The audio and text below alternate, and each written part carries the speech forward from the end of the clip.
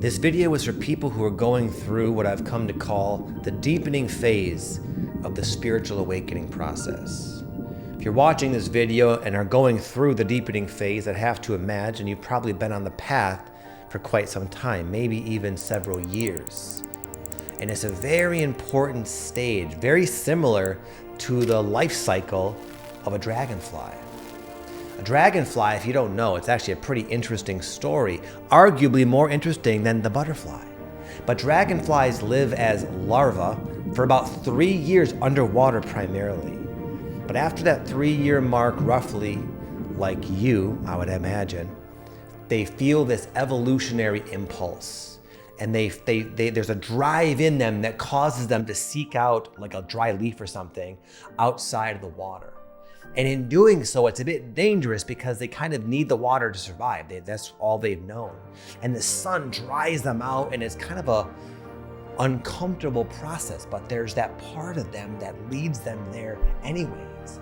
And they endure this 1 to 2 day metamorphosis where, in fact, they even call it the emergence phase of a dragonfly's life. But eventually they turn into a dragonfly, and they basically birth themselves into a new reality. Imagine the contrast from being in the water, in the unconscious, all of a sudden, not only on dry land, but actually flying around. The contrast of freedom and the lightness is amazing. Nature has examples that this is built into nature. And this is something a lot of people are doing right now with their consciousness, maybe even you. But just as that dragonfly probably felt pretty uncomfortable as it allowed itself to be lured into the unknown, you are probably there right now. And that's what I call the deepening phase. It's a very, very significant time in a seeker's journey. And that's what this video is all about. I'm going to share with you the 3 main signs that you're going through the deepening phase. And just knowing that will allow you to embrace this potentially life-changing transformation you're on. Sign number 1, major pain body activation. Pain body is a reference from Eckhart Tolle. You might know him. He's a very well-known and, in my opinion, awesome spiritual teacher, a modern day contemporary spiritual teacher. And he talks about the pain body. The pain body you might also describe as like your shadow. Carl Jung would call it the shadow. It's our unconsciousness. It's our stored up trauma, our stored up negative energy, our stored up negative thought patterns, worthiness issues, those kind of things are stored in our nervous system. And a lot of the time in our life, they're fairly dormant. They're not always affecting you. We're not always heavily triggered. But during this deepening phase, you'll find yourself like heavily triggered quite a bit. But there's a big difference here. You might even already be kind of picking up on this, where in the past, you can kind of look back and see where you felt this exact same way. Maybe there was a similar set of circumstances that caused you to have the similar types of feelings, but in the past, it took you over completely. You believed it was the problem of your life situation. But now, even though you might still feel quite a bit taken over to your own disappointment, after all the work you've done, here you are feeling, like a scared little child again, basically. But there's a glimmer, at least, of awareness. You're witnessing yourself play out this drama. You're more conscious. Now, with that said, that can bring its own other set of challenges because now you know better. I know better. I know this is just my own stuff. I know my pain body has been pinged, but here I am playing out all this drama, acting out in ways that I know are not healthy. I know it's coming from this pain body, and I don't feel like there's much I can do about it because there is quite a momentum to it.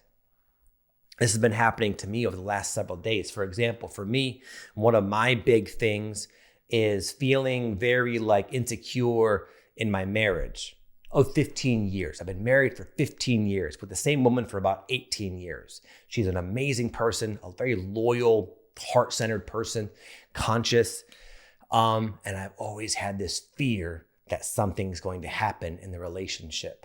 And it can be brought about by the most minor things, just a passing comment, some little thing, and all of a sudden these feelings come over me.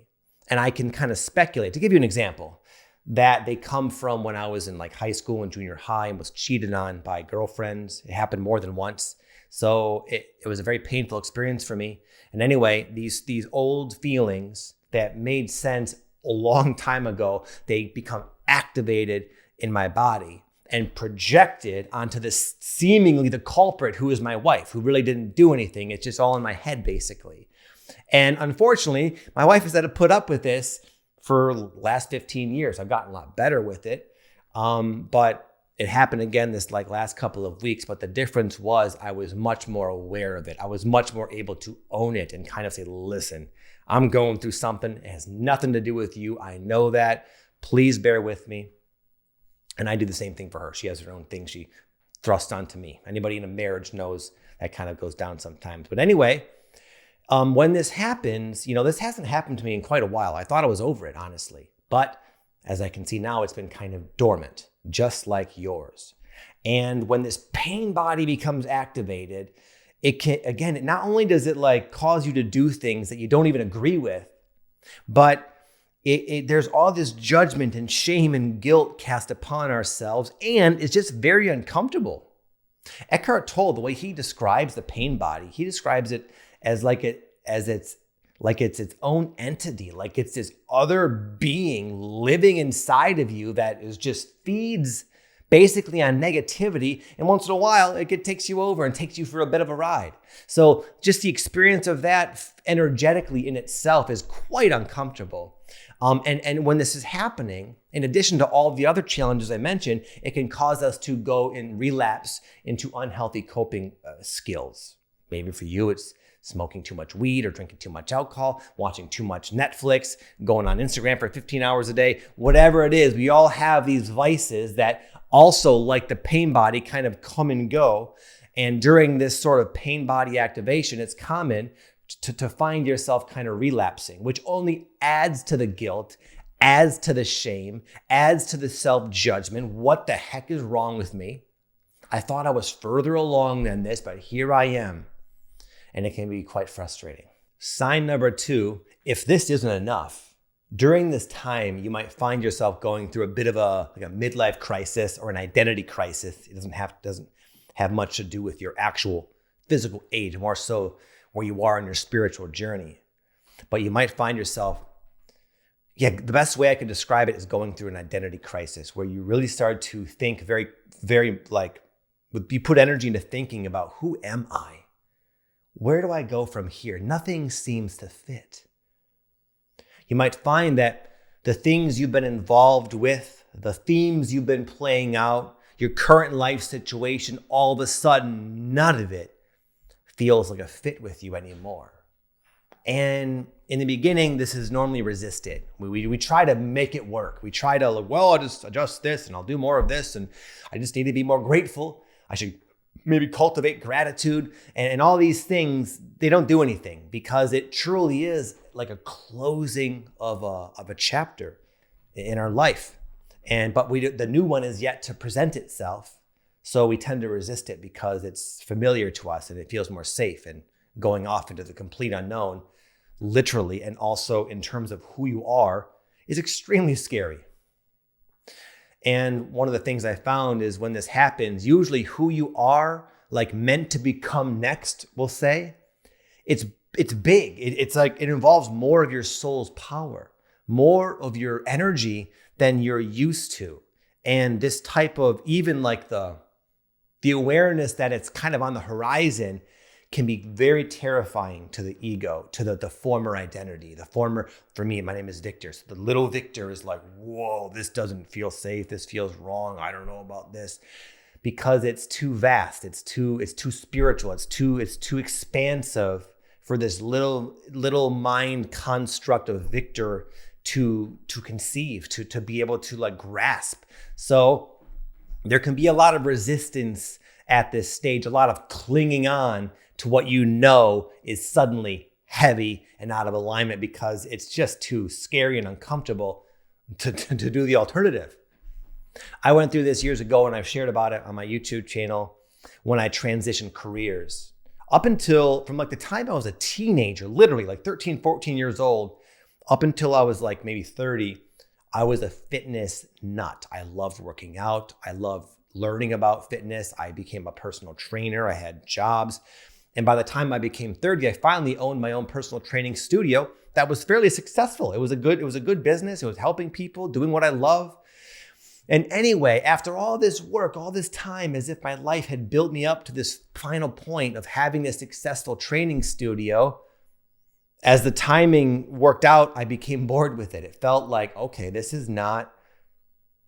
all of a sudden, this is not me. And I felt it. I felt it before I made any changes. I kind of sensed it intuitively. I sensed the increasing emptiness and dissatisfaction with playing out this fitness thing. And I could also start to feel it just wasn't in alignment. You might get like synchronicities, little problems start to kind of happen when this begins. But I insisted at that time on ignoring it because it implied going off into the unknown completely, literally, and again, in terms of who I was. Then after some time went on, more and more problems, more and more reflections of this dissonance became more and more obvious. Finally, I came to terms with the fact that I need to close down the gym.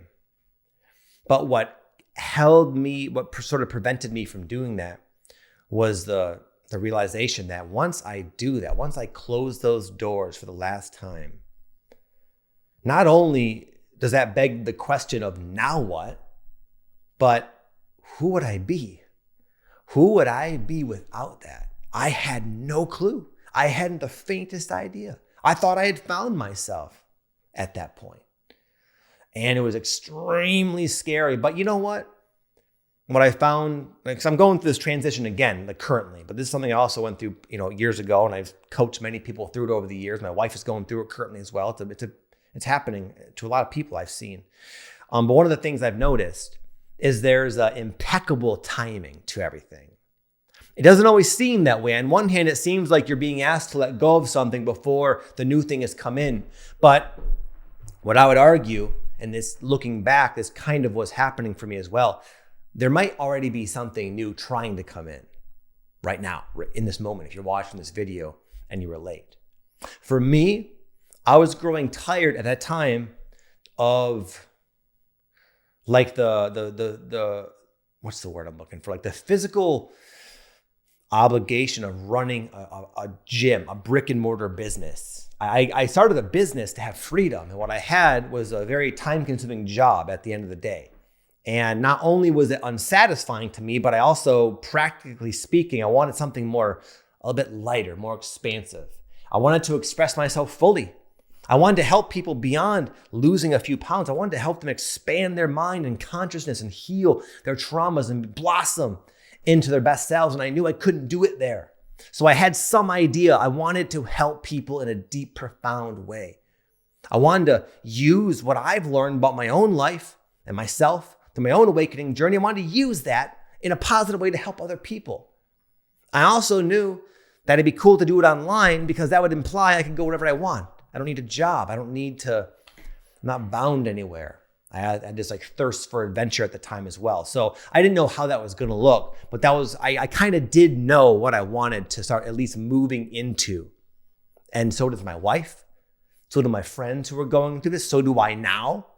And so do you as well, I'm sure. Number 3, your calling is calling you. Kind of what I was saying, but I'm going to elaborate because it's very important. There's a reason why you're going through this, my friend. And it's not just because you're getting bored with your life or something. It's that there's a deeper purpose trying to emerge within you. You may have heard people talk about the shift in consciousness happening on the planet. Some people say that the vibration of planet Earth is raising, that humanity is sort of evolving into almost another octave of itself in terms of its vibration. But of course, that translates into a life on planet Earth. It's being upgraded dramatically. And, there've been a lot of different prophets and people who have prophesized this. It's in a lot of different religious literature. I'm sure this is not news to you. But what seems to be happening from my perspective, for what it's worth, is that's happening, but not automatically. I don't personally think it's like a given, a guarantee. I think there's this opportunity where almost like the spark of life itself is awakening to itself in people. And the way the life as we know it, it will change is through the inspired action of the particular individuals like you and I going through an awakening.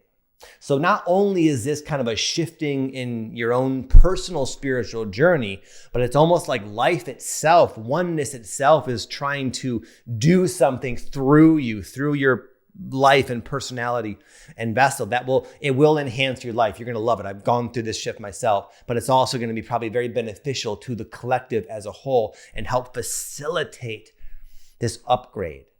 And you might feel all this. This all sounds like insane to most people. If I was to just go on the street and talk about this, you can imagine the looks I'd get, but something tells me you know exactly what I'm talking about. Something tells me you've already intuitively sensed this within yourself right now. But that still doesn't change the fact that it's super scary. You feel unworthy. You're not ready yet. The timing couldn't be worse. I know. I get it. I remember when I went through this shift, I remember I had kind of a key moment where I was kind of in denial of all the things I said to you. And I kind of had this sense that it's time for you, Victor, me, to start living this and not just thinking about it. And once it's all kind of culminated in this, I would say a moment where I could no longer deny it, where I knew that was the next step, closing down the gym, moving into my purpose, sharing on YouTube as it would have it, but not knowing how it was going to go. As I was realizing this, I was in the hospital reading the book, Think and Grow Rich by Napoleon Hill, holding my newborn son, Sebastian. He's my third child, literally a day or two old. I'm holding this baby, reading this book, thinking like, why? Why would God, why would my higher self, why would life throw this on my lap now? Why would I be asked to go through this insane transition, letting go of my identity, letting go of my financial security, going into the unknown with nothing but a dim lantern in a dark, tunnely cave with all sorts of chutes to fall down while having a new baby to take care of. It was like, what is going on? I couldn't have written it myself like a movie. It was crazy, but I knew it. And what I found is that no matter how hard I resisted, no matter how much I tried to ignore it and sort of rationalize the fact that no, I'm going to stay where it's safe, the more everything just sort of started falling apart. The gym went through all these crazy problems, and eventually it felt like my former life just pushed me out, like almost like a parent saying, it's time to swim, little one. And you've been standing on the diving board for 3 hours. We're going to give you a little push into the water. That's kind of what it felt like, but like life doing it to me through problems and circumstances like that. And here's what I found. The reason I'm telling you this is, even though that seems like this was not the right time, everything I needed, I had at the right time. A lot of what gave me this success, I would say, in this new life was my intuitive guidance that came to me always in the moment. And all I had to do, now looking back, it's easy. I didn't know it at the time, but all I had to do, and all you have to do, I really believe this, is to act upon your intuitive guidance when it comes. I literally recreated my entire life because of that. And it came from just these one inspired idea acted upon after the other. And now I'm in a place where I live in a different state. My family is healthy and happy. We're grounded. We have like a beautiful home. We have a beautiful life. I've helped hundreds of thousands of people on my YouTube channel. I help thousands of people every single week through the variety of things I do, living my purpose. I work like 10% or less than I used to have to. My life is expanded in ways I could have never possibly dreamed. Thank God I didn't hang on to what I insisted and thought I needed. There was something more, something bigger for me. And that's why this deepening phase had to happen. I wouldn't be the person I am now had I not gone through that.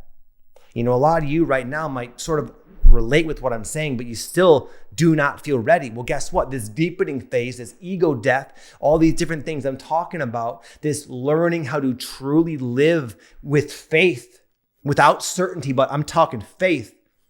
This is like something that cultivated in me the things I needed, the confidence, the real ability to help and empathize with people and teach this kind of stuff. This is all coming from my own raw experience. I needed to go through it myself in order to succeed and build this new life. But what I wanted to have all this, all the different personal attributes, all the knowledge, all the clarity, all the education, all the certainty. I wanted it before I took that jump, but it doesn't work that way.